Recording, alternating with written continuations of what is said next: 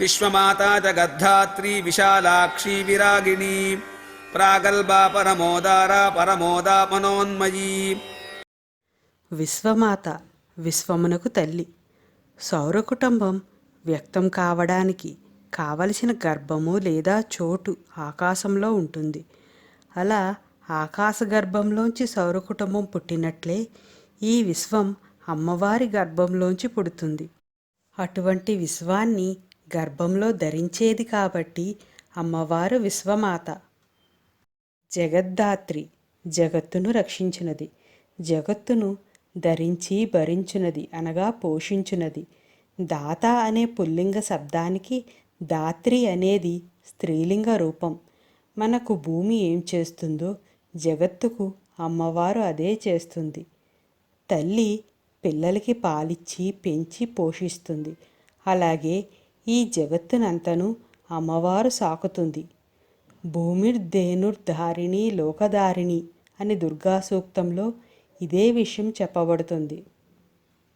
విశాలాక్షి విశాలమైన కన్నులు కలది. అమ్మవారి దృష్టి విశాలమైనది. దృష్టి అనే మాట భౌతికమైన కళ్ళకే పరిమితం కాదు. అమ్మవారి కళ్ళు ఎలాగూ విశాలమైనవే. కళ్ళే కాకుండా దృష్టి అనే మాట చూపుకు, అవగాహనకు, ఇముడ్చుకుపోవడానికి కూడా చెల్లుతుంది. పరమాణువు, బ్రహ్మాండము ఈ రెండూ కూడా కనబడగల దృష్టి అమ్మవారిది. అంటే హద్దులు లేనటువంటి చూపు కలది అని అర్థం. ఇలాంటి పరవర దృష్టి ఉన్నప్పుడే సాధకునికి హృదయ గ్రంథులు ఛేదింపబడి సంశయ మోక్షము కలిగి కర్మబంధాలు అంటని స్థితి వస్తుంది. అటు ప్రళయ స్థితిని చూడగలదు, ఇటు సృష్టి స్థితిని చూడగలదు అమ్మవారు. ఇలా రెండింటినీ చూడగలిగేది అమ్మవారే తప్ప ఇంకెవ్వరూ ఉండరు. అందుకని అమ్మవారు విశాలాక్షి. త్రికాల దృష్టి కూడా కలిగినది కాబట్టి అమ్మవారు విశాలాక్షి. విరాగిణి దేనితోనూ అనుబంధం లేనిది. వైరాగ్యం రావాలి రావాలి అంటే రాదు. వైరాగ్యం రావాలి అనేది కూడా ఒక కోరికే కనుక. కోరికలు ఉన్నంతకాలం రాగం ఉన్నట్లే. రాగం ఉంటే వైరాగ్యం రాదు. నేను లేకపోతే జరిగేది, జరగవలసినది ఏమైపోతుందో అనే ఆలోచన అనవసరం అని తెలియడం వైరాగ్యం. సృష్టి మొత్తం అమ్మవారి నుంచి వచ్చినా, సృష్టి స్వరూపం అమ్మవారే అయినా తాను దేనితోనూ బంధం కలిగి ఉండదు. కాబట్టి అమ్మవారు విరాగిణి. 156వ నామమైన నిరాగ అంటే రాగము అనగా కోరికలు లేనిది. అమ్మవారి యొక్క ఇదే అంశాన్ని తెలియజేస్తుంది. సహస్రనామంలోని కొన్ని నామాలు ఒకే రకమైన అర్థాన్ని తెలియజేస్తాయి. దీనికి కారణం అమ్మవారి యొక్క లక్షణాన్ని ధృవీకరించడం. ఉదాహరణకు అమ్మవారు పరబ్రహ్మ స్వరూపిణి అని చెప్పే నామాలు అనేకం ఉన్నాయి. ప్రగల్భ సర్వసమర్థురాలు. ఈ విశాల సృష్టి రచన నిర్వహణ అతి సమర్థవంతంగా నిర్వహించే అమ్మవారు తన కార్యనిర్వహణ సామర్థ్యం గురించి అతి తక్కువగానే వ్యక్తపరుస్తుంది. పూర్తి వివరణను అర్థం చేసుకునే సామర్థ్యం మనకు లేదు కనుక అతి తక్కువగా చెప్పే వివరణ కూడా ఎంత ప్రభావితంగా ఉంటాయో, ఎంత ప్రౌఢంగా ఉంటాయో చెప్పలేము. మళ్ళీ మాట్లాడితే బాగుండును, వినవచ్చు అనిపించేట్లుగా అమ్మవారి మాటలుంటాయి. ఆ మాటలలో దర్పము, ప్రాగ్బల్యము ఉంటాయి. దర్పముతో కూడిన ప్రతిభావంతమైన మాటలు కలది అని ఈ నామానికి అర్థం. పరమోదార మిక్కిలి ఉదార స్వభావం కలిగినది. అమ్మవారు సమస్త ప్రాణికోటి పోషణ, రక్షణల విషయంలో ఎన్ని రకాలుగా ఆదుకుంటుందో ఆలోచిస్తే అమ్మవారి ఉత్కృష్టమైన ఔదార్యం అర్థమవుతుంది. పరమోదార అనే నామాన్ని పరమ, ఉత్, ఆర అంటే కాంతి అని విడదీస్తే యోగ సాధకులను ఉత్తమమైన ఊర్ధ్వ దిశగా వారి కాంతి రూపమైన కుండలినీ శక్తిని చరింపచేయునది అని అర్థం. ఈ నామాన్ని పర, మోద, ఆ, రా అని విడదీస్తే అప్పుడు ఆమె ఉత్తమమైన శాశ్వత ఆనందాన్ని ఇస్తుంది అని అర్థం. పరమానందం అనేది అంతిమ విముక్తికి చివరి దశ. పరమోద, పర మరియు ఆమోద కలిపితే పరమానంద స్వరూపిణి. ఈ నామం అమ్మవారు అత్యున్నత ఆనందం యొక్క స్వరూపమని చెబుతుంది. మునుపటి నామం అమ్మవారు అత్యున్నత ఆనందాన్ని ఇస్తుంది అని చెబుతుంది. ప్రపంచంలో మొత్తం ఎంత సంతోషం ఉంటే అంతటి సంతోషాన్ని పొందగల అమ్మవారి నామం పరమోద. అసలు ఈ పరమోద స్వరూపమే అమ్మవారు. ఆమోదము అంటే సంతోషమనే కాక పరిమళము అనే అర్థం కూడా ఉంది.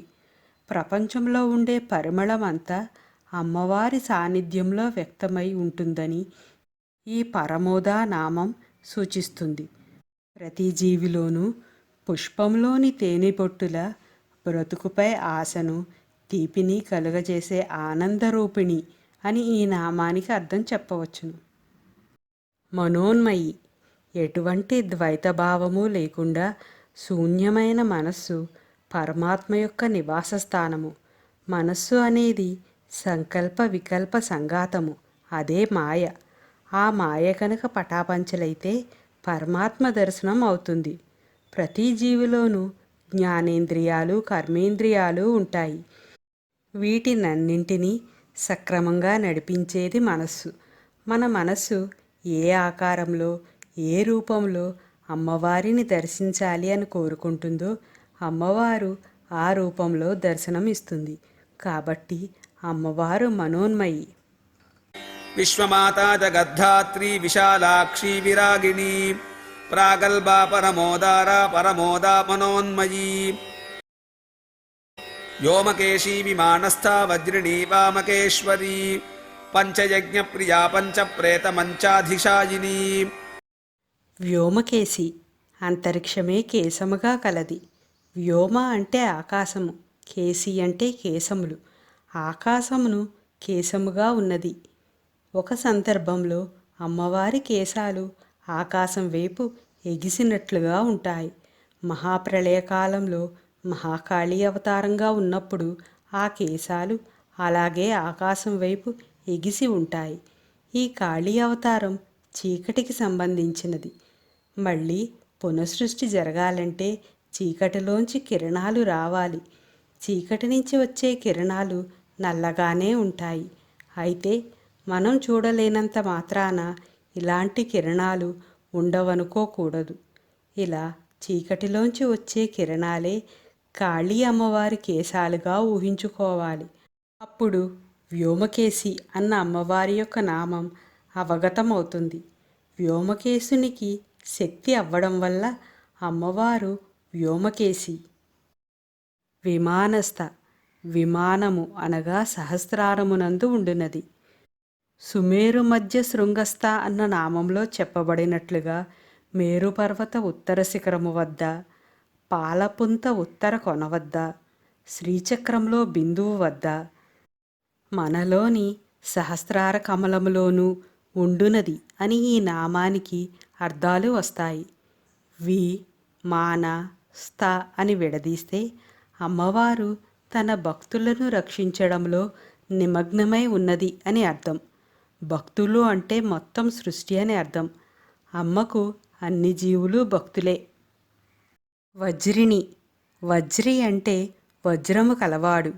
ఇది పుల్లింగ శబ్దం అయితే వజ్రిణి దీనికి స్త్రీలింగ శబ్దం అవుతుంది. రుద్రుడు కూడా వజ్రాయుధాన్ని ధరిస్తాడని వేదాలు వర్ణిస్తాయి. వజ్రాయుధాన్ని ధరించిన రుద్రుని వజ్రాని, అతని భార్యను వజ్రిణి అని పిలుస్తారు. వజ్రము అనేది వాక్కుకు సంబంధించిన ఒక యంత్రము. మనలో పిండాండంలో విశుద్ధి చక్రానికి అధిష్టాన దేవత వజ్రేశ్వరి. ఆమె ఒక అతి రహస్య శక్తి. విశుద్ధి చక్రం ద్వారానే సర్వవాంగ్మయము వ్యక్తం కావాలి కాబట్టి ఈ వజ్రేశ్వరికి వాక్కుకు సంబంధం ఉంటుంది. వజ్రేశ్వరి అనే ఈ అతి రహస్య శక్తి శ్రీచక్రంలోని అష్టమ ఆవరణమైన త్రిభుజములో ఉంటుంది. వజ్రేశ్వరి స్వరూపమున్న అమ్మవారు అని ఈ నామానికి అర్థం. వామకేశ్వరి, వామకేశ్వరుని శక్తి. సమస్తాన్ని సృష్టించేవాడు ఒక ఆకారం దాల్చి పరిమితత్వాన్ని పొందితే అలా పొందినవాణ్ణి వామదేవుడు అంటారు. లేదా వామభాగంలో దేవిని కలిగిన వాణ్ణి వామదేవుడు అనవచ్చు. వామదేవునికి సంబంధించిన వాడే వామకేశ్వరుడు కూడా. ఈ వామకేశ్వరుని శక్తి వామకేశ్వరి అవుతుంది. వామకులనేవారు దేవతలలో ఒక గణం. వారు అమ్మవారిని ఆరాధిస్తారు. కాబట్టి వామకులకు అమ్మవారు ఈశ్వరి అయ్యింది. వామకేశ్వర తంత్రానికి అమ్మవారు హృదయస్థానం. శ్రీ విద్యా సాంప్రదాయానికి ఈ వామకేశ్వర తంత్రం ప్రామాణికం అని ప్రసిద్ధి. పంచయజ్ఞప్రియ, నిత్యము చేయు పంచయజ్ఞములచే ప్రీతి చెందునది. శ్రద్ధాభక్తులతో నలుగురికి ఉపయోగపడేట్టు చేసే ఆరాధనా విశేషాన్ని యజ్ఞము అంటారు.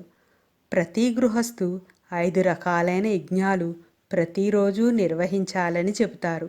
అవి 1 బ్రహ్మయజ్ఞము, 2 పితృయజ్ఞము, 3 దేవయజ్ఞము, 4 భూతయజ్ఞము, 5 మనుష్యయజ్ఞము. వీటిని పంచమహాయజ్ఞాలని అంటారు. ప్రతిరోజు వేద శాస్త్రాలు చదవడం, చదివించడం బ్రహ్మయజ్ఞం అవుతుంది. దీనివల్ల బ్రహ్మ ప్రీతి చెందుతాడు.